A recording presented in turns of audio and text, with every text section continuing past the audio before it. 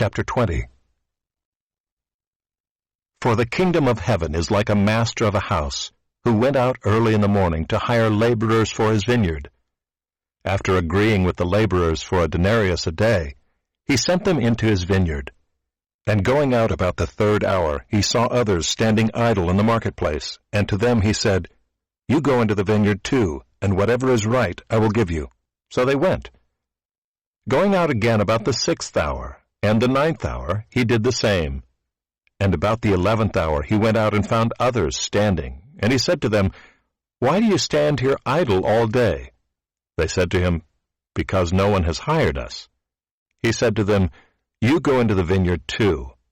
And when evening came, the owner of the vineyard said to his foreman, Call the laborers and pay them their wages, beginning with the last up to the first. And when those hired about the 11th hour came, each of them received a denarius. Now when those hired first came, they thought they would receive more, but each of them also received a denarius. And on receiving it, they grumbled at the master of the house, saying, These last worked only 1 hour, and you have made them equal to us who have borne the burden of the day and the scorching heat. But he replied to one of them, Friend, I am doing you no wrong. Did you not agree with me for a denarius? Take what belongs to you and go. I choose to give to this last worker as I give to you. Am I not allowed to do what I choose with what belongs to me? Or do you begrudge my generosity? So the last will be first, and the first last. And as Jesus was going up to Jerusalem, he took the 12 disciples aside, and on the way he said to them, See, we are going up to Jerusalem, and the Son of Man will be delivered over to the chief priests and scribes, and they will condemn him to death, and deliver him over to the Gentiles to be mocked, and flogged, and crucified, and he will be raised on the 3rd day. Then the mother of the sons of Zebedee came up to him with her sons, and kneeling before him, she asked him for something. And he said to her, What do you want?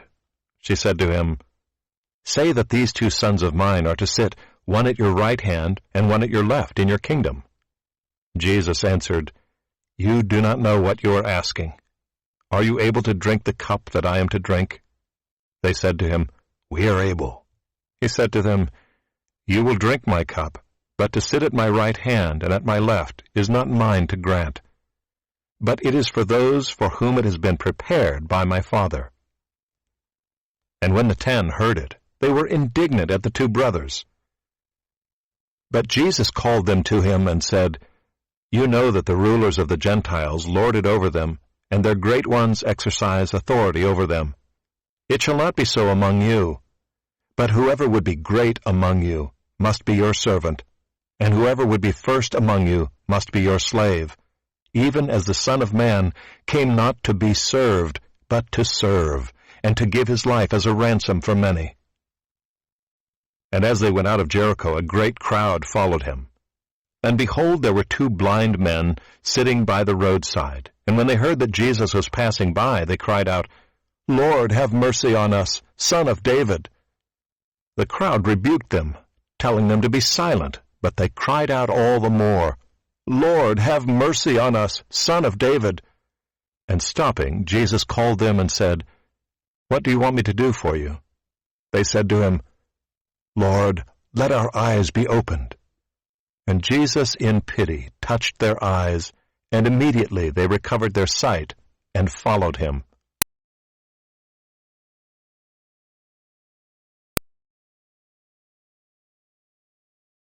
Matthew 20. This chapter opens with the parable of the householder and his laborers, which in verse 16 brings us back with fresh conviction to just that point. The parable also has direct reference to Peter's question, which asked for a definite promise of reward, since it contrasts the difference of treatment meted out by the householder between those who served him as the result of a bargain, and those who did so without any bargain, but with simple trust that he would give them whatsoever is right. We can all well understand the feelings of those earliest workers, and the complaint they lodged of unfair treatment since they had borne the burden and heat of the day. What workman is there who would not be inclined to reason just as they did? But the goodman of the house placed great value on that confidence in the rightness of his mind and faith in his word, which characterized the later comers. He had a right to do what he willed with his own money, and so highly did he rate faith that he gave to the last just what he did to the first. And in distributing the money he began with the last. Thus the last were first and the first last. Here then is a lesson that we all take a long time to learn.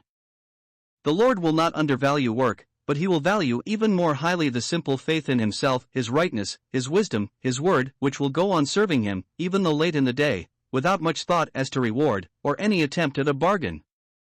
The faith and love which would move any to serve him thus is sweeter to him than the actual work they may be able to accomplish. We shall profit if we read, mark, learn and inwardly digest this parable. Jesus was now on his way to Jerusalem for the last time, and he once more pressed upon his disciples his approaching death and resurrection. As far as the record of this gospel is concerned, this is the fourth time he did so since his great prediction as to building his church, in Matthew 16. Here there is a wealth of detail in few words. He predicts his betrayal by Judas, his condemnation by the Sanhedrin, his being delivered by them to Pilate and his soldiers, the mocking, the scourging, the crucifixion, and finally his resurrection, all in the compass of 2 verses. Yet the minds of the disciples were still filled with anticipation of the speedy establishment of the kingdom, so much so that James and John were brought by their mother with a request for places of prominence in it. Jesus answered by a question which indicated that honor in the coming kingdom will be proportionate to the measure in which one may have been identified with him in his sufferings and rejection. At the same time he indicated that rewards in the kingdom were to be given according to the Father's award. The Son of Man himself is going to receive the kingdom from the hands of the Father, as had been indicated in Psalm 8 and Daniel 7, so the saints too will receive their place in the kingdom at the Father's hand. The recollection of this will help us to understand the Lord's saying of reward, "It is not mine to give." This is the only case, as far as we remember, where a parent came to the Lord with a request for a child and met with a refusal. But then here the mother was asking for a prominent place as a reward. In all the other cases the request was for blessing from his hands. That was never denied.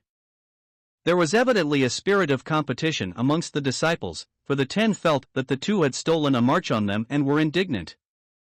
This led to one more beautiful lesson as to the humility that befits the kingdom. Even today we are very slow to recognize that the principles that prevail in the divine kingdom are the opposite of those that prevail in the kingdoms of men. In the world greatness is expressed in dominion and authority, the great one is in a position to lord it over his fellows. Amongst the saints greatness expresses itself in ministry and service. The word for minister in verse 26 is deacon, and that for servant in verse 27 is bondman, the word which Paul uses for Timothy and himself in the opening verse of the epistle to the Philippians. Paul was preeminently a bondman of Jesus Christ, and he will not be found small when measured by the standard prevailing in the kingdom of heaven. On the other hand, there were in Paul's day men who aimed at dominion and authority by bringing believers into bondage, by devouring them, taking from them, exalting themselves, and smiting others on the face. But such were false apostles and deceitful workers, see 2 Corinthians 11 verses 13 to 20. There are people about in our day who assert their dominion in the same fashion, and we do well to beware of them. The Lord sets himself before us as the Son of Man who came not to be served, but to serve, though to be served was his right. Daniel 7 verses 9 to 14 shows this in a twofold way, for Jesus may be identified with the Ancient of Days as well as the Son of Man. As Ancient of Days, thousands ministered to him before he descended amongst us. As Son of Man, all people, nations, and languages shall serve him. Yet between came the time of his humiliation when he devoted himself to service, which went to the extreme point of giving his life a ransom for many. Thus for the 5th time since chapter 16 the Lord set his death before the minds of his disciples, and this time he spoke of its redeeming virtue. Thank God!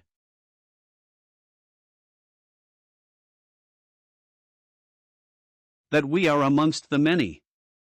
The closing scenes of the Gospel begin with the incident concerning the 2 blind men as he departed from Jericho.